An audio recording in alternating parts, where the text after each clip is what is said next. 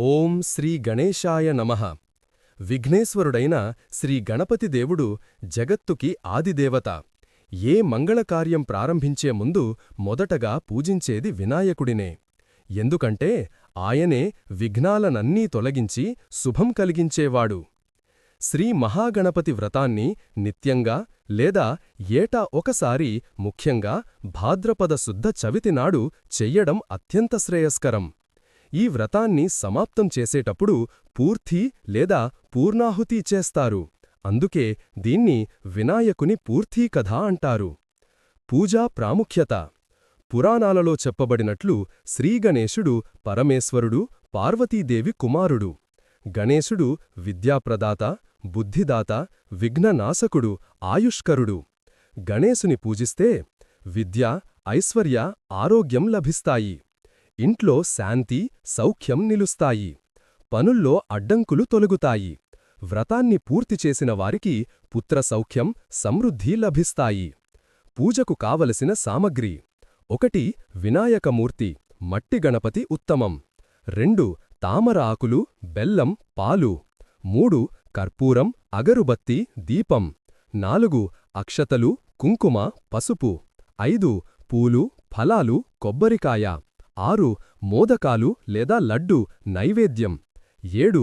పంచామృతం తయారు చేసేందుకు పాలు, పెరుగు, నెయ్యి, తేనె, బెల్లం. 8. కొత్త వస్త్రం లేదా కుచ్చు వస్త్రం గణపతికి. 9. బేతలపాకు, వక్కలు, తంబూలం. 10.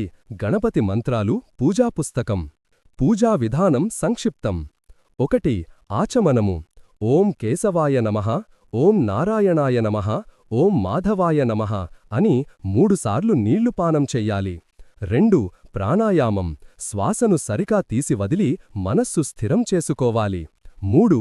సంకల్పం: మమ ఉపాత్త సమస్త దురితక్షయద్వారా శ్రీ పరమేశ్వర ప్రీత్యర్థం భాద్రపద శుద్ధ చవితినాడు శ్రీమహాగణపతి వ్రతాన్ని పూర్ణంగా నిర్వర్తించుదాం అని సంకల్పం చెయ్యాలి. 4. గణపతి ఆవాహన: ఓం గణానాం త్వా గణపతిగం హవామహే అని మంత్రం జపించి మూర్తిని ఆహ్వానించాలి. 5. ఆసనం సమర్పణం, పాద్యం, ఆచమనీయం, స్నానం. పూజామూర్తికి తగినవన్నీ సమర్పించాలి. 6. అలంకరణ, పుష్పార్చన. పూలు, ఆకులు సమర్పించి 108 నామాలను పఠించాలి. 7. నైవేద్యం: మోదకాలు, లడ్డూలు సమర్పించి కర్పూర నిరాజనం చెయ్యాలి. 8. ప్రదక్షిణం, నమస్కారం. 3 సార్లు ప్రదక్షిణం చేసి వినాయక స్తోత్రాలు చదవాలి. గణేశుని పుట్టుక కథ భాగం 2లో కొనసాగుతుంది. ఈ కథను పూర్తిగా శ్రద్ధతో వినేవాడికి అఖండ సుఖం కలుగుతుంది. శ్రీ గణేశుని అవతార రహస్యం: పార్వతీదేవి ఆశీర్వాదం. గణేశుడు శివునికి ద్వారపాలకుడైన విధానం. శివగణాల యుద్ధం. గణేశునికి ఏనుగు తల ఎలా వచ్చిందో. ఆ తరువాత గణపతికి లభించిన పూజాధికారము. ఫలశ్రుతి: గణేశుని పుట్టుక రహస్యం. పార్వతీదేవి ఒకరోజు స్నానం చేయడానికి ముందు తన దేహంలోని చందనపు పిండిని తీసుకొని ఒక బొమ్మ రూపం తయారుచేసింది. ఆ బొమ్మకు ప్రాణం పోసి నీవు నా కుమారుడవు అని ఆశీర్వదించింది. అతడే శ్రీగణేశుడు. పార్వతీదేవి స్నానం చేస్తుండగా శివుడు గృహంలోకి ప్రవేశించబోయాడు.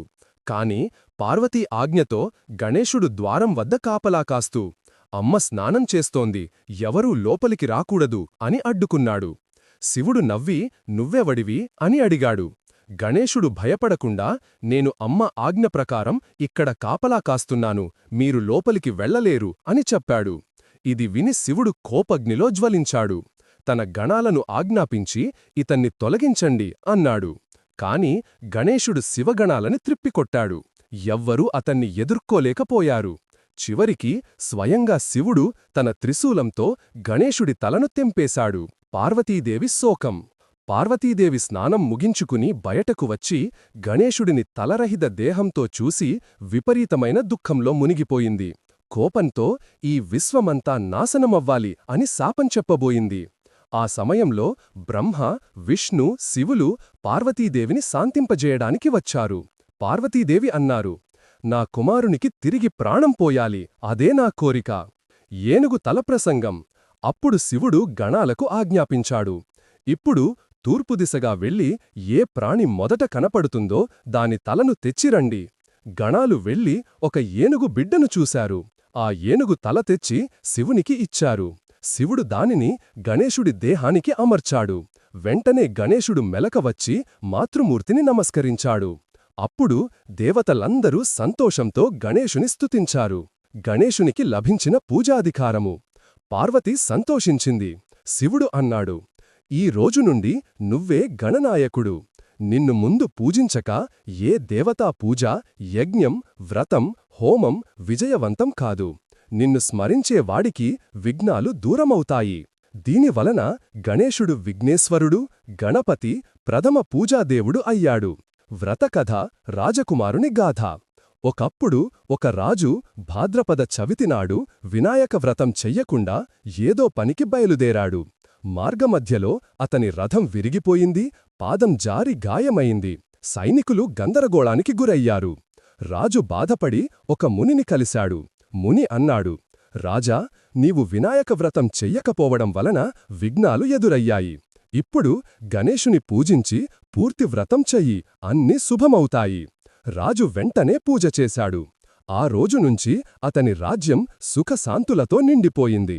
మరొక కథ, వేదవతి మరియు గణేశుడు. ఒక బ్రాహ్మణుడు నిత్యం వ్రతం చేసేవాడు.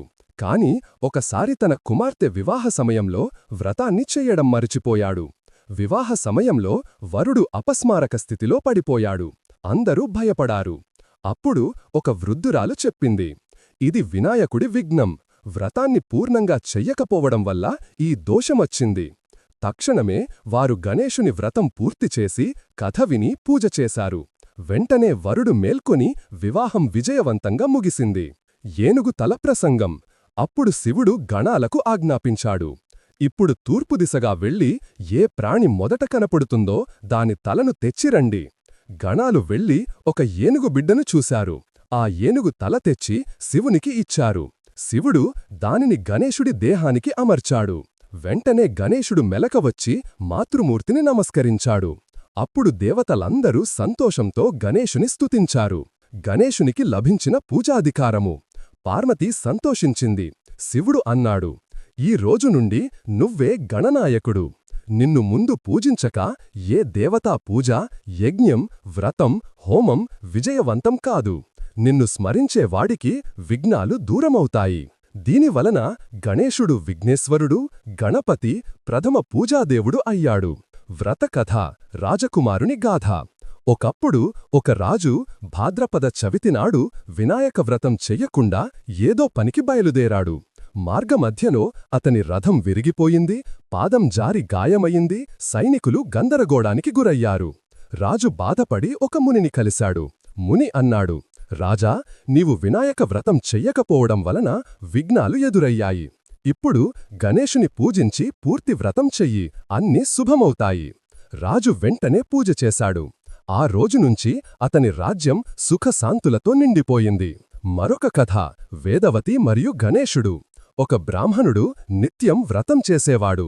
కాని ఒకసారి తన కుమార్తె వివాహ సమయంలో వ్రతాన్ని చెయ్యడం మరిచిపోయాడు. వివాహ సమయంలో వరుడు అపస్మారక స్థితిలో పడిపోయాడు. అందరూ భయపడారు. అప్పుడు ఒక వృద్ధురాలు చెప్పింది, ఇది వినాయకుడి విఘ్నం. వ్రతాన్ని పూర్ణంగా చెయ్యకపోవడం వల్ల ఈ దోషం వచ్చింది. తక్షణమే వారు గణేశుని వ్రతం పూర్తిచేసి కథ విని పూజ చేశారు.